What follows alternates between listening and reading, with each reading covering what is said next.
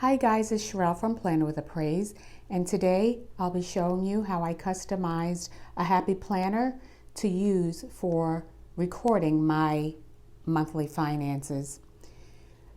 This is the Happy Planner hardcover, and I don't know if you could tell in the video, but these are the mini discs that I took from the Happy Planner Mini.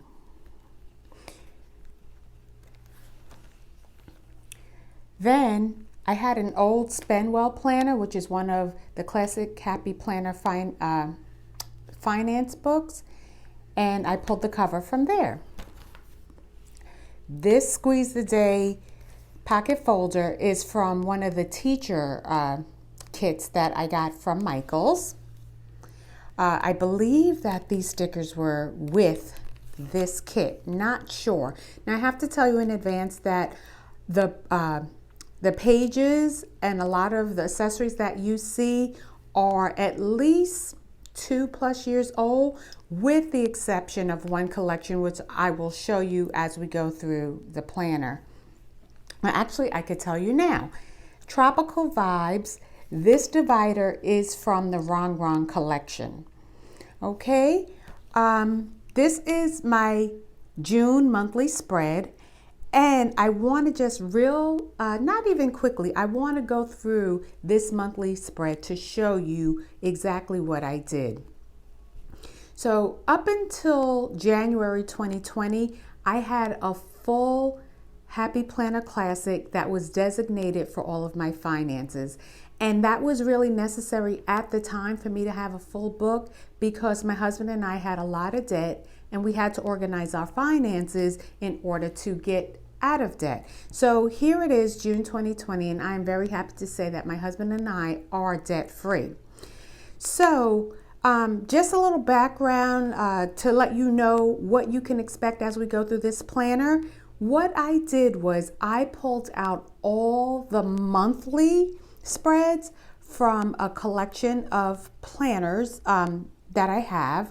I want to say they're all from the Rongrong collection. I pulled out just the monthly part and I put them all in this one Happy Classic binder. Why did you do that, Charyl? Glad you asked. Well, now that my husband and I are debt free, I really don't have to be as detailed with our spending habits. I don't have to be as detailed and organized about the money that's going out of the household, because now that we are debt free and it took us 3 years to get here, we've learned a lot of lessons and they became habits. So now I don't have to document like I used to. But what I do continue to document is our household expenses. And so what I did, and only June is complete, but going forward, you'll see as I do my plan with me's, I'll be using the same format. So let's back up again. What I did with this planner is this. I took only the dates that I have payments due, and I put those dates in the boxes. Now, typically, you know, after the first of the month is the second, and then the third, and so on. But because I don't have any bills due between the 2nd and the 9th, I X them off of the calendar, okay? And I only put the due dates and I put them in order. One of the things that allowed me to do, it gave me some liberty to be creative on the monthly spread. Now, those of you who use your monthly spread, you tell me in the comments below, do you find that the monthly spread is a little bit difficult to be creative with because of all the little boxes and, you know, the dates that you reserve to write down the things that have to be done? Tell me in the comments below, do you find it difficult to prepare your monthly spread as it comes to creativity? So anyway, that it is for me. Planning the monthly spread, I found it to be somewhat difficult. So that was why I decided to only use the dates of the month that I had bills due. And I put them in the first 2 weeks. If you could see, let's see, I've got 1, 2, 3, 4, 5, 6, 7, 8, 9. I have nine days out of the month that I have bills due. I don't see my mortgage though, so I have to add something, okay? So I did that. Moving those dates up, it allowed me some creativity and liberty.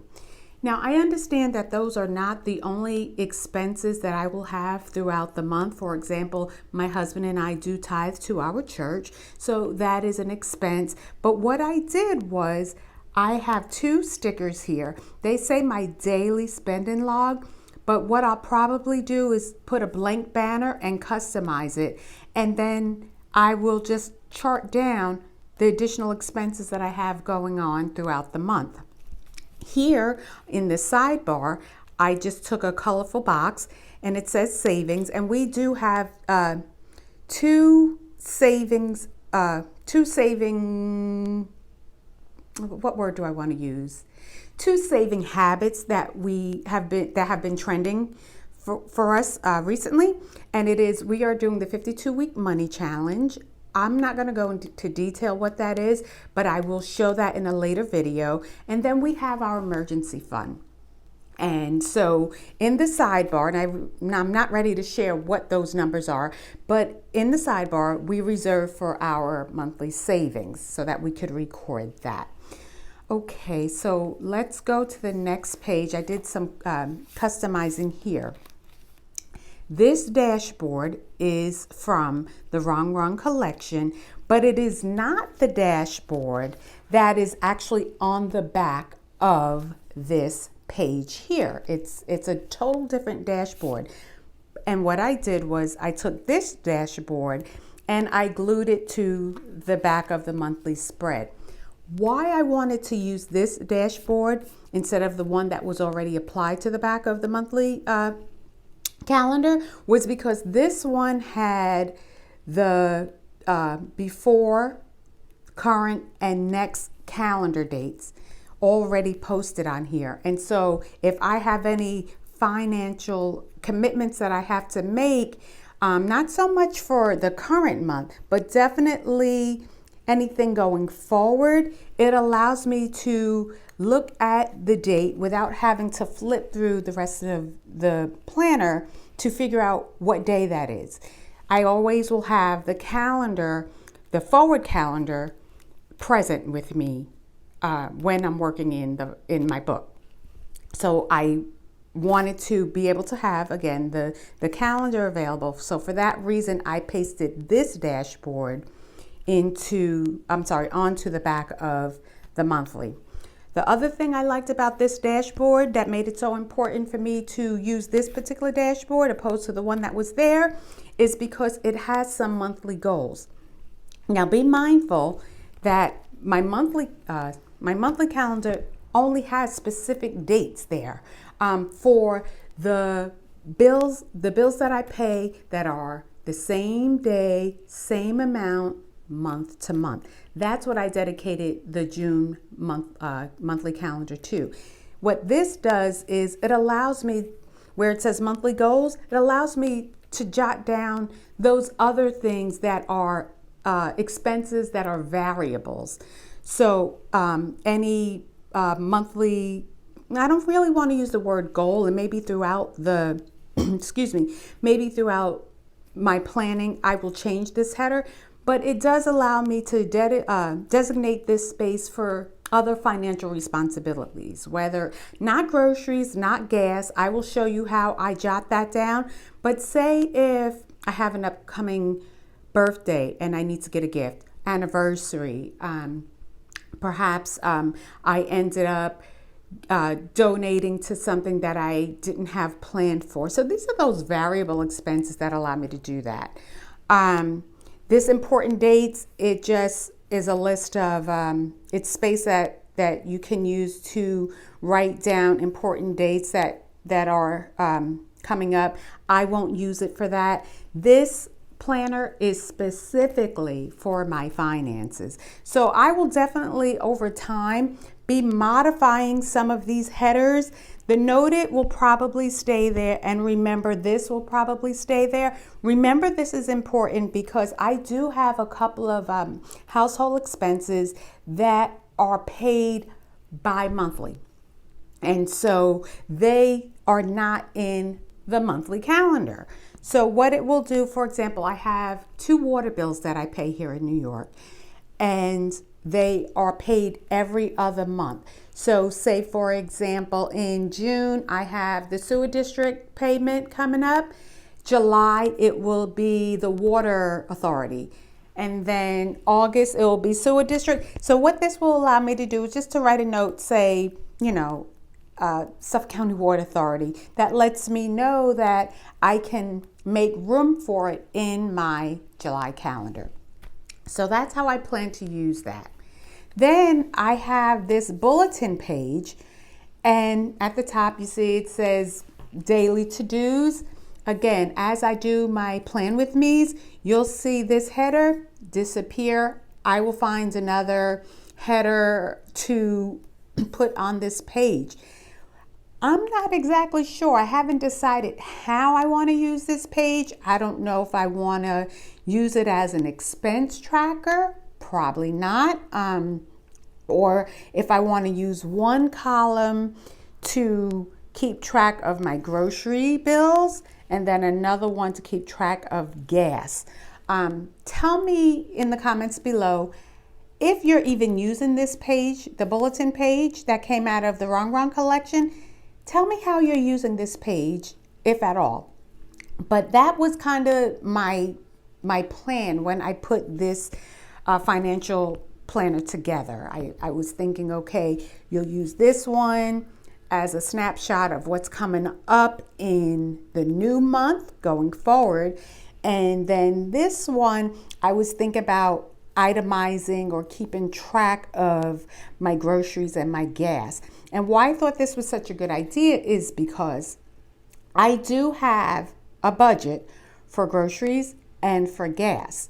And so what this would allow me to do is just say, okay, ShopRite, which is our local grocery store, ShopRite, week 1, $78, week 2, $90, and keep a running, just to keep a running, my words are gone, running list of my spending for groceries, and the same thing for gas. We do have 2 cars and a motorcycle, and so it will just again allow me to keep track of what I'm spending in those categories. And then say, for example, if I find that we're getting close to budget, or if we go over budget, I can maybe change the color pen that I'm using to indicate that we are outside of our budget. Okay, so again, not exactly sure how I'm going to use it. Have a feeling it will be for gas and groceries. But if you have an idea that you think would be helpful for me to try, let me know in the comments below. Okay, same thing. It's a daily to-do bulletin page, and how I plan to use it is uncertain.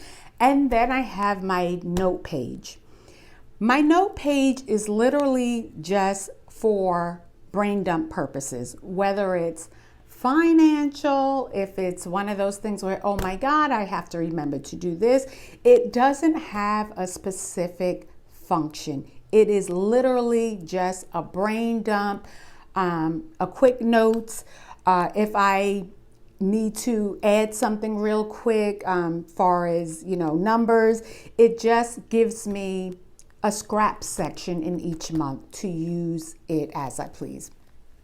So that's what I did throughout this whole entire classic planner. When I customized it, I wanted to make sure that it was completely functionable for my use. And I'll just quickly go through the divider tabs just because they're so cute. Don't you love the Rongrong collection? Be Your Own Sunshine. This is July.